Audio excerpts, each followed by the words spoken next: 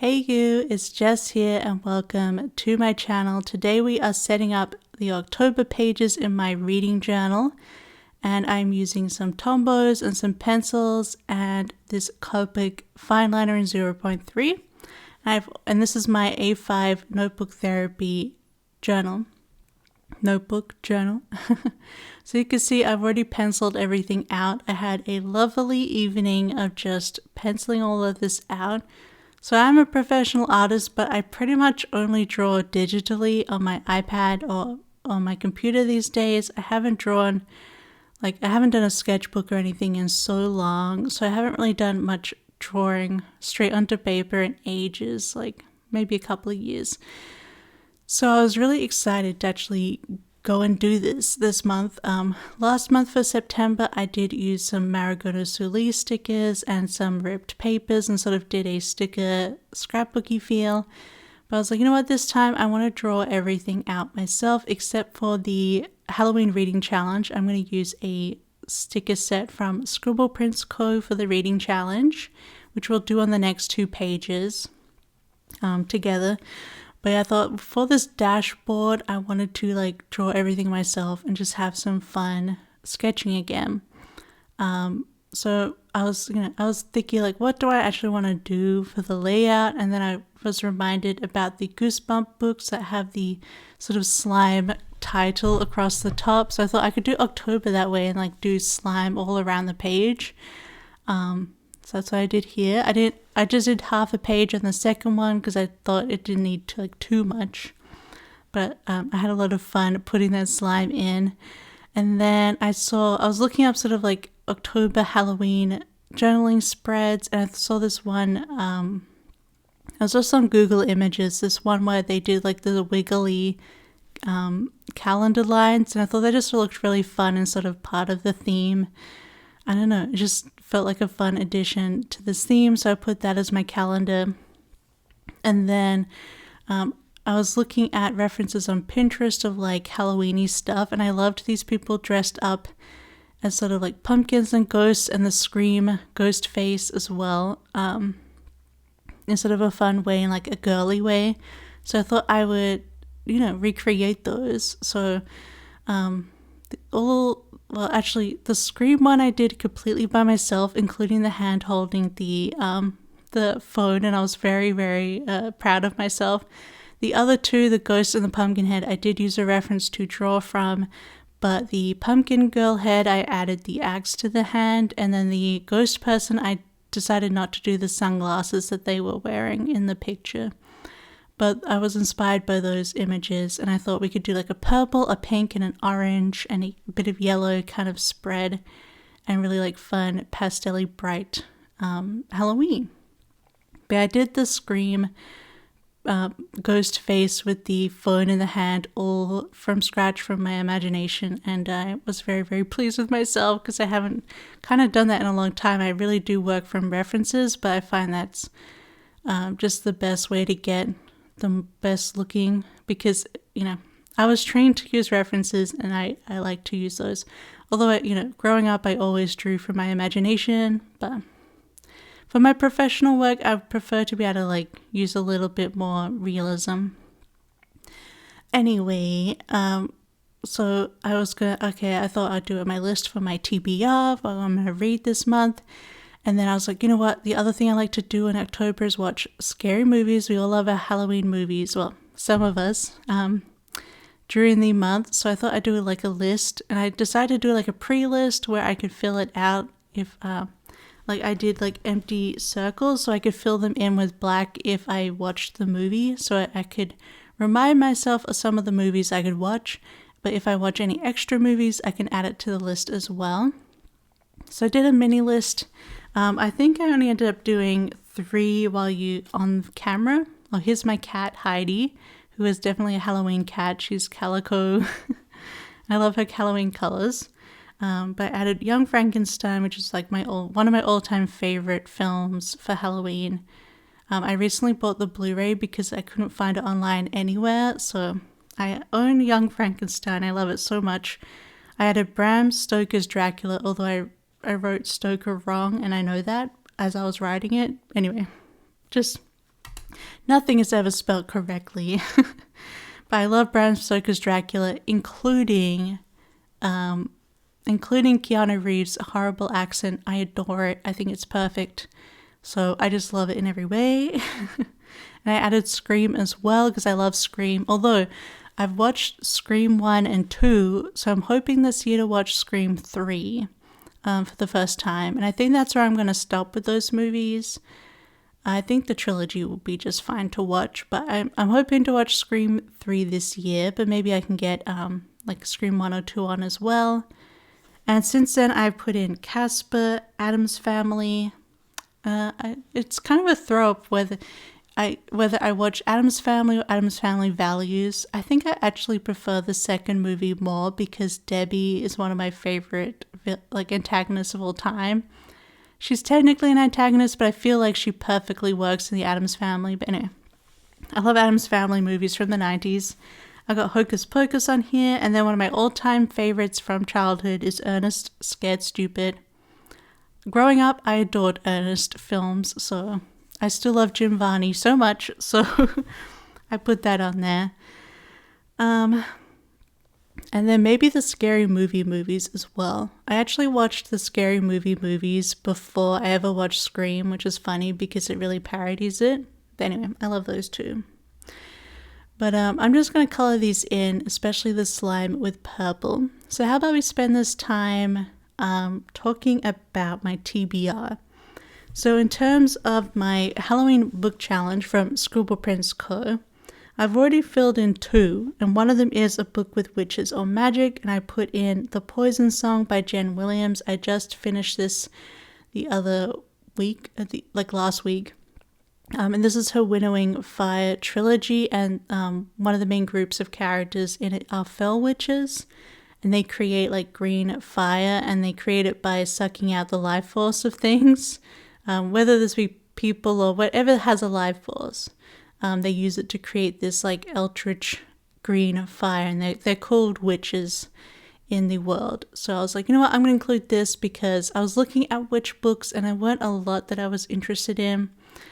I was kind of considering picking up a witch romance book, but I don't think I want to actually purchase one. I think I would prefer to borrow one from the library, but I have yet to join the library.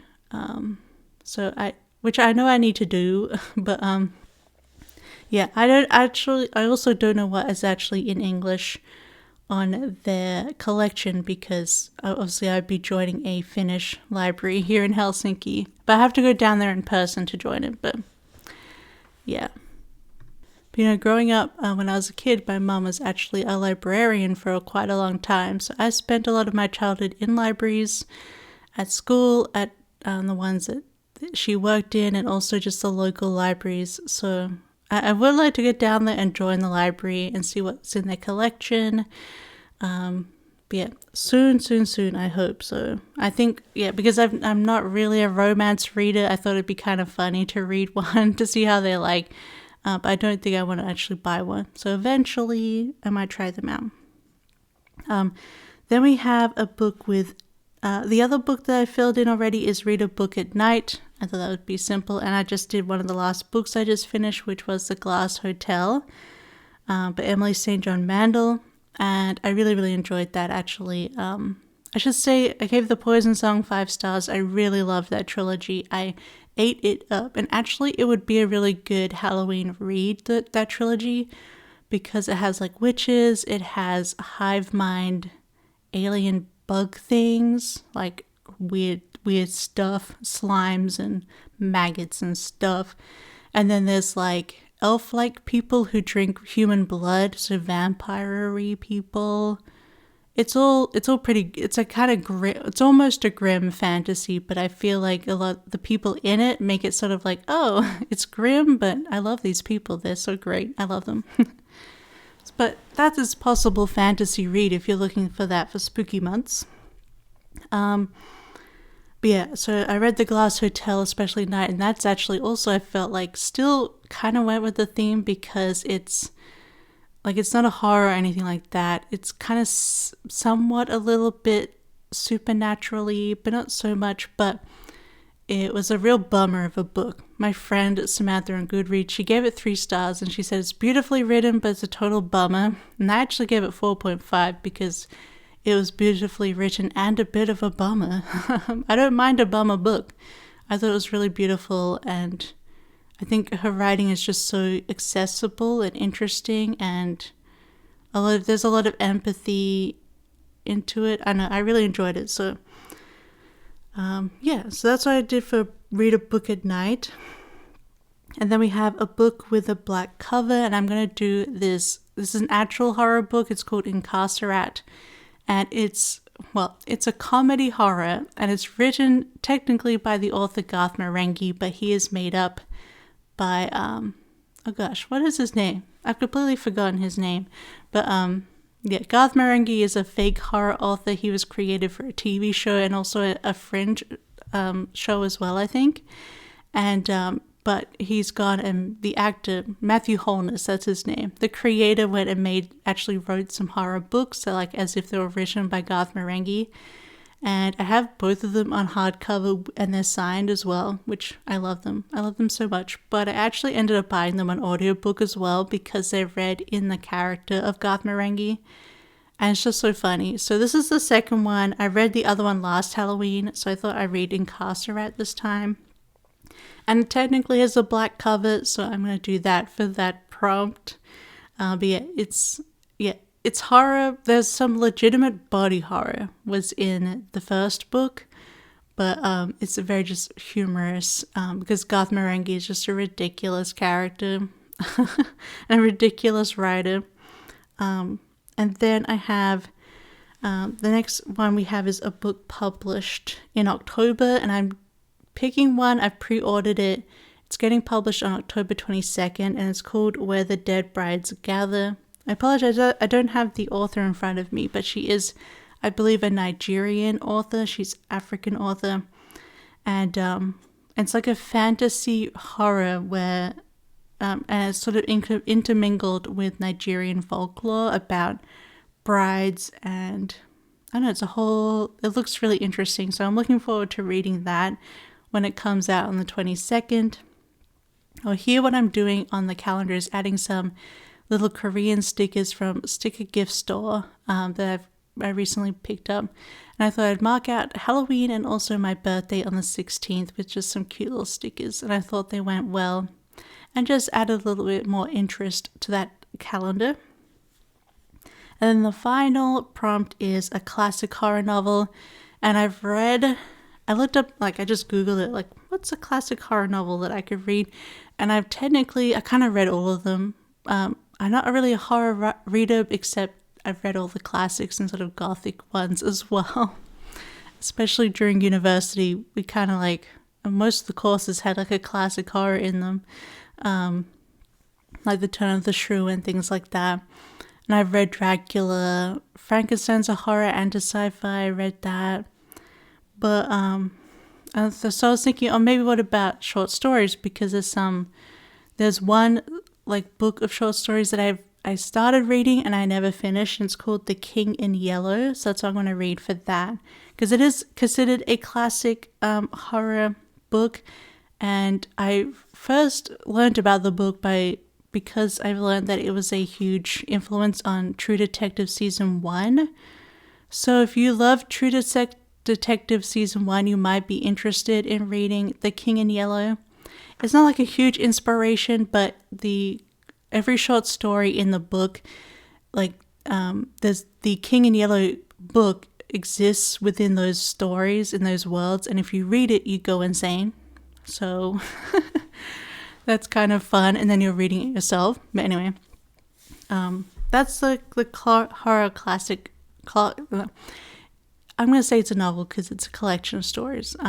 But I would also say if you're also looking for other short story collections, and it wasn't really on the list when I Googled them, it's called In a Glass Darkly.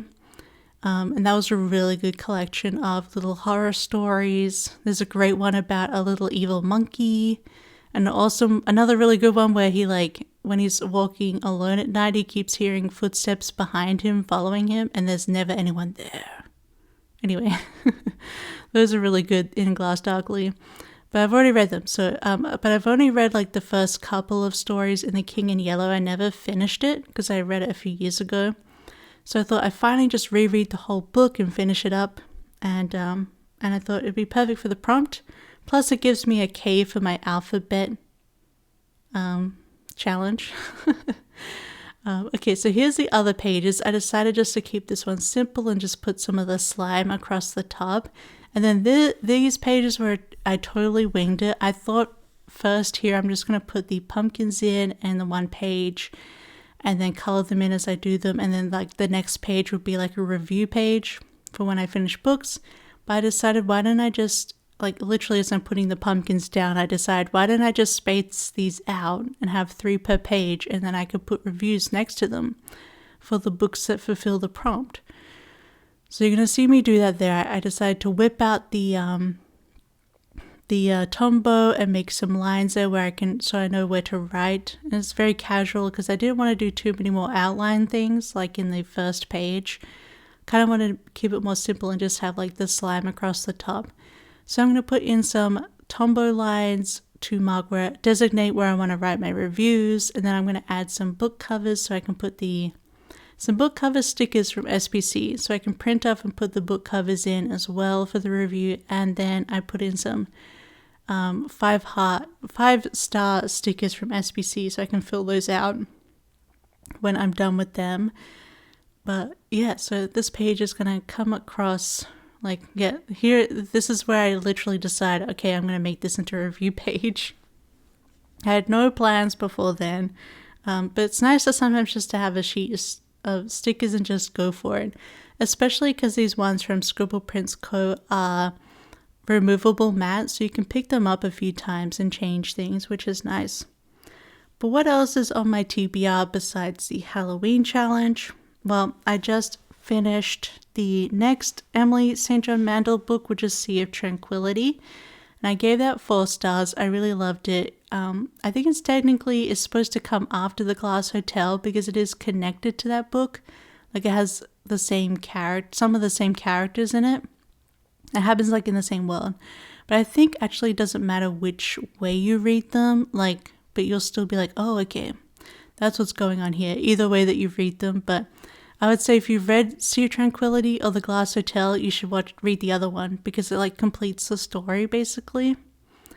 Although granted, they're good stories separately too, but I really enjoyed reading the second one.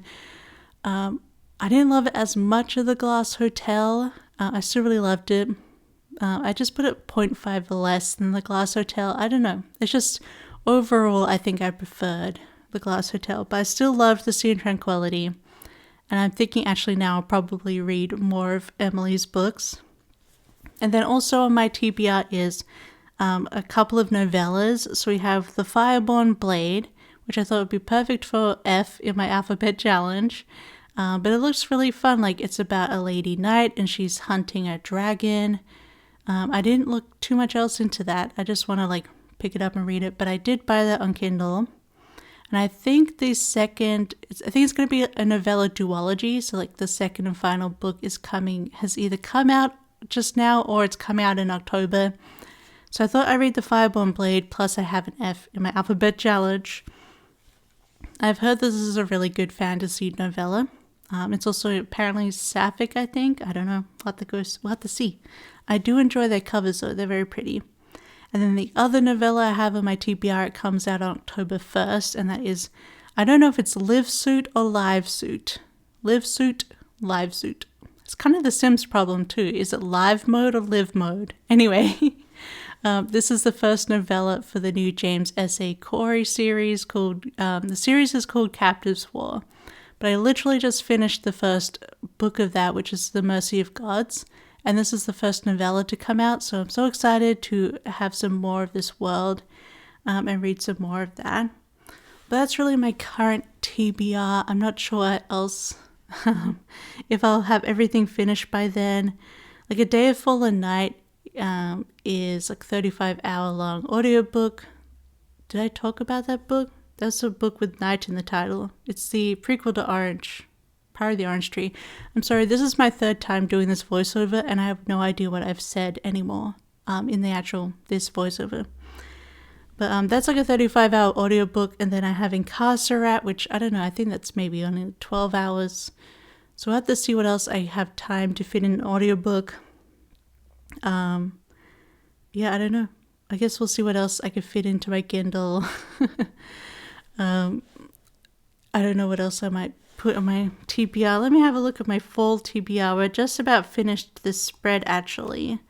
So, but on my fall TBR, I could also, I think I was considering reading The Spear Cuts Through Water by Simon Jimenez.